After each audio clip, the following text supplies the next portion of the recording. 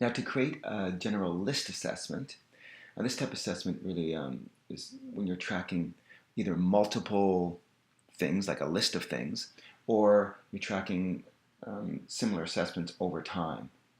So I'm going to go to Assessments, and then Create Assessment, and I'm going to go into the General, and it's going to be the General List Assessment, the bottom one there.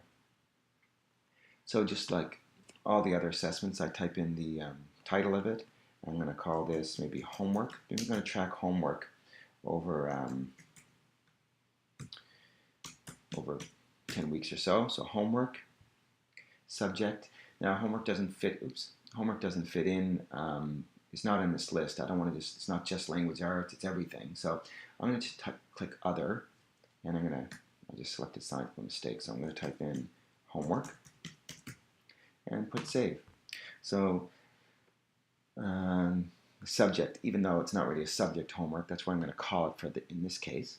Sometimes people like do a word study program, and they might be tracking their spelling results over different weeks. So it could be something like that. And then value, I'm going to leave value blank, but you can put something in there. You can choose if it's worth 10 or 20 or whatever. Grade is grade 4. Again, if I was going to, I'm doing a combined class, so if I tap on grade 4, there's the other grade will show up. So I get grade 4s and grade 5. So I might press grade 5, and this would just be an assessment for just my grade 5s. I'm going to do it, I only have a few grade 5s there. And the date, I choose the date that, if it's today's date, I can just press this and go Insert, and then put current date. Other than that, whoops, I did it twice. So if I do that, you have to back it out. Other than that, if I click this and choose a different date, then I just select the date and then tap off of that little menu that comes up. And the term, I'll keep it a term 2. Now there's options down here. Sometimes these are hidden. It says More Options, because you don't have to fill them in. But if you feel like it, there's Assessment Type, where you can put in the different, whether it's a pre-assessment, initial, mid, final, and so on. And you can edit these values. You can remove them and put your own values in. And then the next one is Group Type, and whole, group, class, small group, peer mentoring, individual, and you can edit those values and put whatever values you want in instead. Maybe you don't like the term peer mentoring and you call it something else. You just change it. You click in there and just backspace peer mentoring out and type in your own. And then the general is just basically a place to enter details about this assessment. You know, what was required, what the students did, and that sort of thing. So I'm going to leave that blank. I'm just going to go to Next.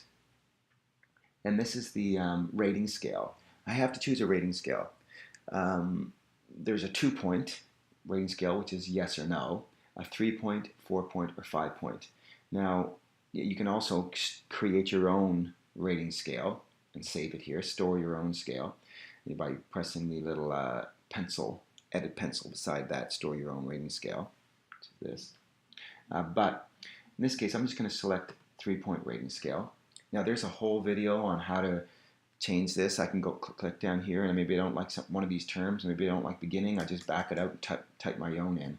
But there's a whole video on how to do that and change the colors and all that sort of thing. You can check that out. It's called Rating Scales. But I'm done now.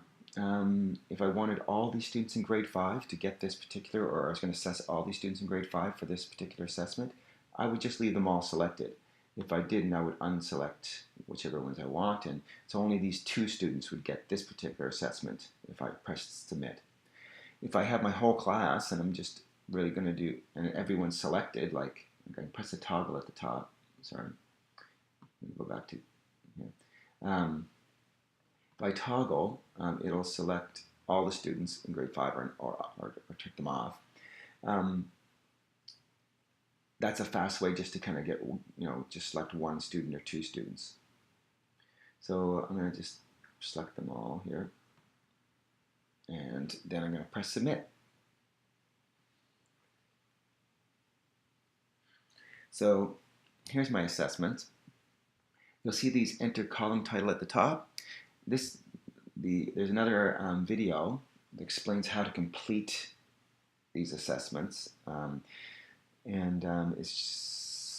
what all the kind of functions and all the things you can do on this screen or on this layout. Just check that out in the other video.